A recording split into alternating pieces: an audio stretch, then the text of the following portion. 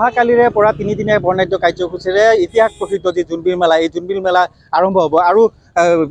যেহেতু অহাকালিৰ পৰা আৰম্ভ হ'ব আৰু প্ৰথম দিনাই যি মুখ্যমন্ত্ৰী ৰাজ্যৰ মুখ্যমন্ত্ৰীগৰাকী উপস্থিত হ'ব আৰু বিভিন্ন ধৰণৰ কাৰ্যসূচী আছে আমি সবিশেষ জানিবলৈ চেষ্টা কৰিম আমাৰ লগত সম্পাদকগৰাকী উপস্থিত আছে জোনবিল মেলা পৰিচালক সমিতি তেওঁৰ পৰা জানিব 3 দিনীয়া বৰ্ণাঢ্য কাৰ্যসূচীৰে এই বুলি জোনবিল মেলা কি হ'ব হয় অহাকালিৰ পৰা আমাৰ 3 দিনীয়া কাৰ্যসূচীৰে পৰম্পৰাগত জোনবিল মেলা আমাৰ অনুষ্ঠিত হ'ব ইতিমধ্যে সকলো ৰাইজ আহি গোট খাইছে অলৰেডি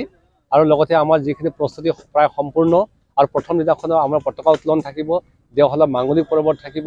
আৰু আমাৰ এটা সাংস্কৃতিক অনুষ্ঠান থাকিব আৰু আমাৰ স্মৃতি গ্ৰন্থখন উন্মোচন কৰা হ'ব সেই দিনাখনে আমাৰ অসমৰ জনপ্ৰিয় মুখ্যমন্ত্ৰী ডক্টৰ হিমন্ত বিশ্ব শৰ্মা আমাৰ মাজত উপস্থিত থাকিব আৰু তেওঁ সেই সময়ত 22 গৰাকী মধ্য অসমৰ তিৱাৰজা উপস্থিত থাকিব তাতে ৰাজভাষা তেখেতে প্ৰদান কৰিব আৰু তেখেতৰ পৰা আমি আশা কৰোঁ তেখেতে নিশ্চয় পজিটিভ ব্যক্তি আৰু জোনবিলৰ সম্পৰ্কে তেখেতে নিশ্চিতভাৱে এটা পজিটিভ এটিচিউড এটা ল'ব বুলি আমাৰ ধাৰণা হৈছে আৰু সেই দিনাখনে আমাৰ ইয়াতে কেবিনেট বৈঠকো হ'ব নিশ্চিতভাৱে কেইবাগৰাকী মন্ত্ৰী মাননীয় মন্ত্ৰীসকল আমাৰ মাজত উপস্থিত থাকিব আৰু পিছৰ দিনাখন আমাৰ পৰম্পৰাগত বিনিময় প্ৰথা সম্পাদিত হ'ব আৰু বিনিময় প্ৰথাৰ বাবে ইতিমধ্যে কাৰ্বি আংলঙৰ পৰা আৰু মেঘালয়ৰ পৰা লোক নামি আহিবলৈ সাজু হৈছে আৰু তাৰ পিছতে আমি সাংস্কৃতিক অনুষ্ঠানবিলাক চলিব আৰু জোনবিলত এইবাৰ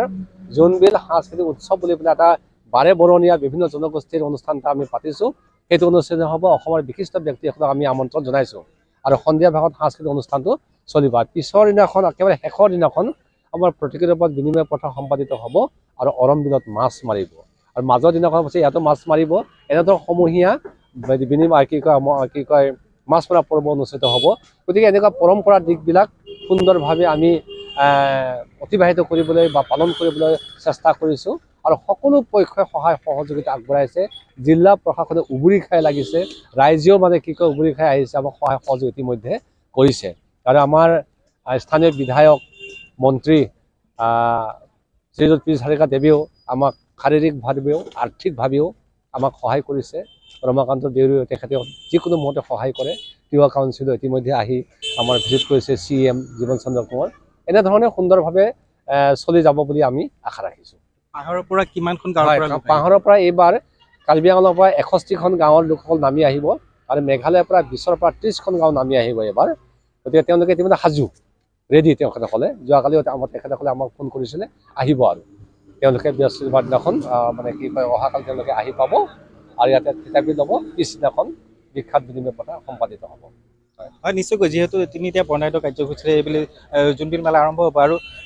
যি প্ৰস্তুতি ইতিমধ্যে সম্পূৰ্ণ হৈছে আৰু যি প্ৰথম দিনা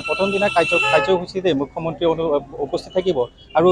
মধ্য অসমৰ যি 22 গৰাকী তিৱা ৰজা আছে তিৱা ৰজাক ৰাজভাষা প্ৰদান কৰিব দ্বিতীয় দিনা কাহিলি পুৱাতে যি বিনিময় প্ৰথা আৰম্ভ হ'ব আৰু মুদ্ৰাৰ প্ৰচলন কিছু সময়ৰ বাবে স্তব্ধ হৈ যি বিনিময় প্ৰথা আৰম্ভ হ'ব তাৰপিছত জোনবিলৰ পাৰত মাছ ধৰা পৰ্ব আছে আৰু কুকুৰা যুঁজ আছে এনেধৰণে বৰ্ণাঢ্য কাৰ্যসূচীৰে যি 3 দিনীয়া কাৰ্যসূচী এই 3 দিনীয়া কাৰ্যসূচীৰ বাবে ইতিমধ্যে জোনবিল যি মেলা পৰিচালনা সমিতি সাজু হৈছে